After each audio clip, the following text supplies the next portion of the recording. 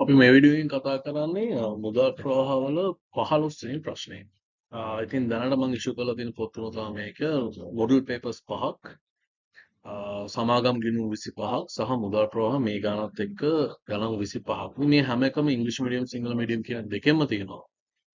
සහ මේ හැම එකකම තියෙන ප්‍රශ්න මේ විදිහටම මම වීඩියෝස් වලින් ඔයගොල්ලන්ට ඩිස්කස් කරනවා. ඉතින් ඔයගොල්ලන්ට තියෙන මගෙන් පොත අරන් තනියෙන් කරලා උත්තර බලලා ඒ තේරෙන්නේ නැත්නම් වීඩියෝ එක බලලා වැඩේ කොට දාගන්න තියෙන්නේ. ඉතින් මේක අර self study material එකට තමයි හදලා තියෙන්නේ. පුළුවන් මොන සර්ගේ ක්ලාස් ගියත් A-level accounting වලට ඕනේ practice එක. ඉතින් මේ practice එක improve කරන්න තමයි මේ පොත් තුන මම හදලා තියෙන්නේ.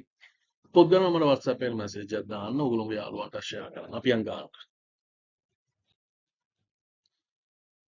කනක සමාගම අපිට දීලා තියෙන තොරතුරු ආරම්භක දිනට සහ අවසාන දිනට අපිට තොරතුරු දීලා තියෙනවා. සහ ඒ හා සම්බන්ධව අතිරේක තොරතුරු දීලා තියෙනවා. ඉතින් මේකෙත් අපි තීරණය කරන්න ඕනේ ඍජු ක්‍රමයට හදනවද වක්‍ර ක්‍රමයට හදනවද කියන එක. ඉතින් මේකෙත් මෙහෙයුම් ක්‍රියාකාරකම් ඍජු ක්‍රමයට හදන්න අපිට ප්‍රමාණවත් තොරතුරු දීලා නැහැ. කියන්නේ අපිට ඍජු ක්‍රමයට හදන්න මෙහෙයුම් ක්‍රියාකාරකම් අපිට ඕන අපිට ගැනුම් අපිට විකුණුම් ණයගෙති ලැබීම් ණය හිමි ගෙවීම් ඊට පස්සේ වියදම් ගෙවීම්. හැබැයි ඒවා ඩිරෙක්ට්ලි ගන්න පුළුවන් විදිහට අපිට මෙතන තොරතුරු දීලා නැහැ. ඉතින් ඒක නිසා අපිට මේක හදන්න වෙන්නේ වක්‍ර ක්‍රමයට තමයි. හරිද? ඉතින් වක්‍ර ක්‍රමයට හදන් යනකොට මේකේ පළවෙනි අතිරේක තොරතුරු දීලා තියෙන්නේ වර්ෂය තුල ඉඩමෙන් කොටසක් විකුණලා තියෙනවා, තව ගොඩනැගිල්ලක් විකුණලා තියෙනවා, සහ විකුණු ගොඩනැගිල්ලට අදාළ සමුච්චිත ෂෙයා දීලා තියෙනවා, සහ වර්ෂය තුල මෝරාතයක් නිදී ගැනීමක් කරලා තියෙනවා. ඉතින් කලින් කතා කරපු ගණන් වලට වඩා මෙතන වෙනස් වීමක් තියෙන්නේ. මෙතන පිරිවැය සහ සමුච්චිත ෂෙයා. ඒ කියන්නේ දේපල පිළිතුරු උපකරණවල පිරිවැය සහ සමුච්චිත ෂෙයා අපිට වෙනම ගිණුම් විදිහට දීලා තියෙනවා. ඉතින් එහා සම්බන්ධව තමයි තොරතුරු වාර්තා කරන්න තියෙන්නේ. ඉතින් මේ මුලින්ම කියනවනේ ඉඩම 3250කට විකුණලා තියෙනවා කියන එක. ඒකට ඒ ඉඩම් විකිණීමෙන් ලැබිච්ච ඒ මුදල් ප්‍රවාහය අපි දාන්න ඕනේ ආයෝජන ක්‍රියාකාරකම් වලට. ඒතර ඔය දේපල උපකරණ විකිණීම හා සම්බන්ධ මුදල් ප්‍රවාහයන් ආයෝජන ක්‍රියාකාරකම් වල දාන එක හරි. හැබැයි ඔය දේපල උපකරණ විකිණීමෙන් ඔයගොල්ලන්ට ලැබෙන විකුණුම් ලාභය සහ අලාභය අපි මෙහෙයුම් ක්‍රියාකාරකම් වලදී ගලපන්න ඕන. මොකද දේපල උපකරණ විකුණලා ලැබෙන ලාභය සහ අලාභය කියන මේ දෙකම මුදල් ප්‍රවාහයන් නෙමෙයි. හැබැයි විකුණුම් ලාභය අපි ආදායමක් විදියට ආදායම් ප්‍රකාශනය ඇතුළත් කරනවා. සහ විකුණුම් අලාභෙද අපි වෙනත් වියදමක් විදියට ආදායම් ප්‍රකාශනයට වාර්තා කරනවා. ඒතරට ගණනය කරපු බදු පෙර ලාභය තුළ මේක ගණනය වෙලා තියෙනවා. ඒ නිසා අපි ඒක රිවර්ස් කරන්න ඕනේ. අර ෂෙයා රිවර්ස් කරනවා වගේම තමයි. ඒකට හේතුව දේපල උපකරණ විකුණුම් ලාභ හෝ අලාභ මුදල් ප්‍රවාහයන් නෙමෙයි නිසා. හරි? ඉතින් මේකදී මේ ඉඩමේ වෙනස් වීම තියෙන්නේ ආරම්භක දිනට ඉඩමේ වටිනාකම 12000යි සහ අවසාන දිනට ඉඩමේ වටිනාකම 10000යි. එහෙනම් 2000ක් වටින ඉඩම තමයි විකුණලා තියෙන්නේ 3250. ඒක 2000ක් වටින ඉඩම 3250කට විකුණුවම එතන විකුණුම් ලාභය තියෙනවා 1250. ඒක 1250 අතන බදු පෙර ලාභය තුල ඇතුළත් වෙනවා. ඒක නිසා අපි ඒක රිවර්ස් කරන්න ඕනේ.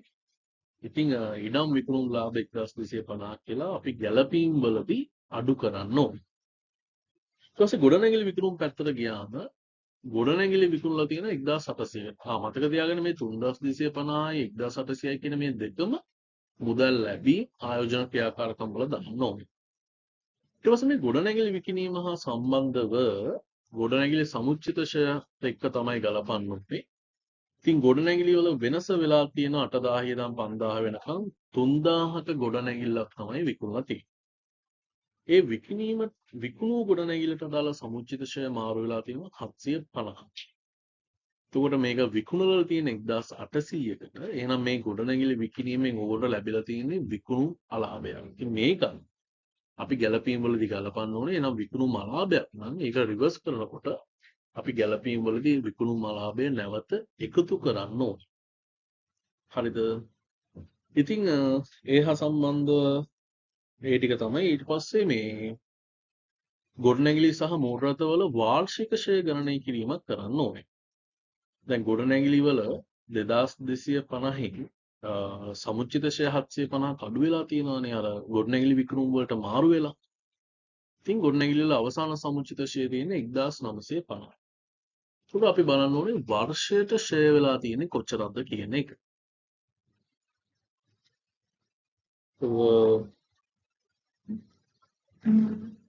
ගොඩනැගිලි වාර්ෂික ෂෙයා වෙලා තියෙනවා 450ක්.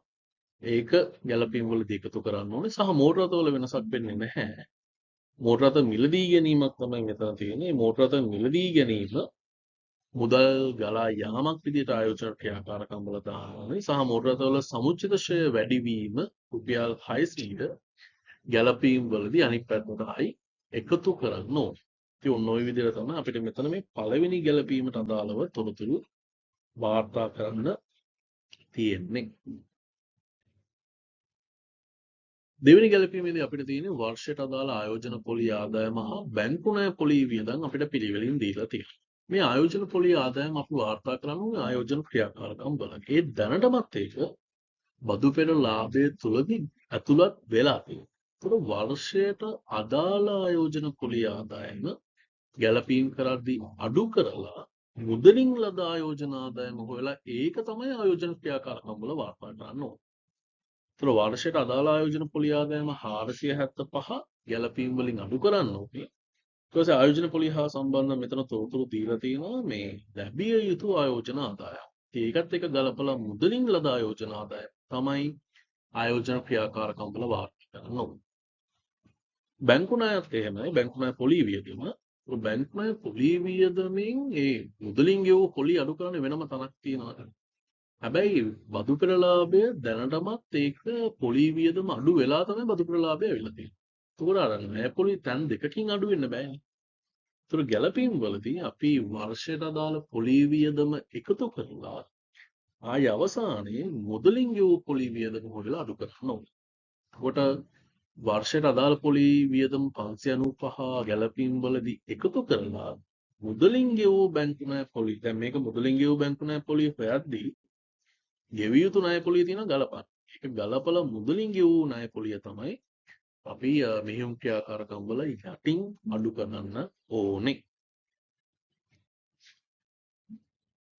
ඊට පස්සේ තුන්වෙනි ගැලපීමේදී වර්ෂයට අදාළ බදු වියදම දීලා තියෙනවා සහ ලාභාංශ ගෙවීම දීලා තියෙනවා. සහ රඳවාගත් ඉපැයුම් භාවිතයෙන් ප්‍රාග්ධනිත කරපු වටිනාකම දීලා තියෙනවා. ඊට පස්සේ ප්‍රසිද්ධ කොටස් නිකුතුවක් කරලා මුදල් උපයාගෙන තියෙනවා. ඔය කතාව වලින් අපි හොයාගන්න ඕනේ බදු පෙරලාභය. මොකද මේකේ බදු පෙරලාභය දීලා නැහැ. ඊට පස්සේ කොටස් නිකුතුවත් හොයාගන්න ඕනේ. අපි රඳවාගත් ඉපැයුම් ගිණුමට යනවා. ඒක රඳවාගත් ඉපැයුම් ගිණුමේ ආරම්භක ශේෂය සහ අවසාන ශේෂය දීලා තියෙනවා. ඊට පස්සේ මේගොල්ලෝ කියනවා කොටස් නෙමෙයි ලාභාංශ ගෙවීමක් කරලා තියෙනවා 800. මේක මූල ක්‍රියාකාරකම් වල දාන්න ඕනේ. සහ ඒ ලාභාංශ ගෙවීම රඳවාගත් ඉපැයුම් වලට හර වෙන්න ඕනේ. ඊට අමතරව ප්‍රසාද කොටස ඒ කියන්නේ බෝනස් ෂෙයා එකක් කරලා තියෙනවා 1500ක. ඒක රඳවාගත් ඉපැයුම් ගිණුමට හර කරන්න ඕනේ. ඉතින් ওই ටික ගැලපුවාම ඕගොල්ලන්ට හොයාගන්න පුළුවන් බදු පසුලාභය.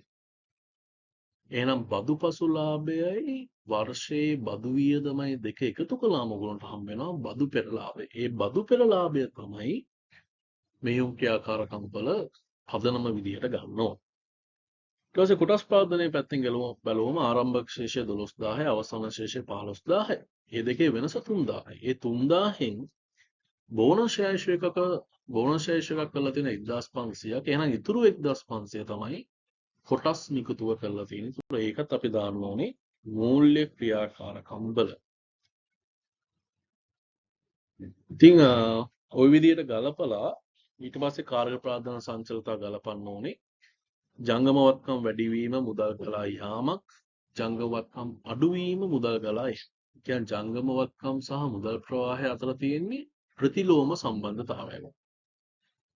හැබැයි ජංගම වගකීම් වැඩිවීම මුදල් ගලා ඒම, ජංගම වගකීම් අඩුවීම මුදල් ගලා යාමක්. ඒකේ තියෙන අනුලෝම සම්බන්ධතාවය.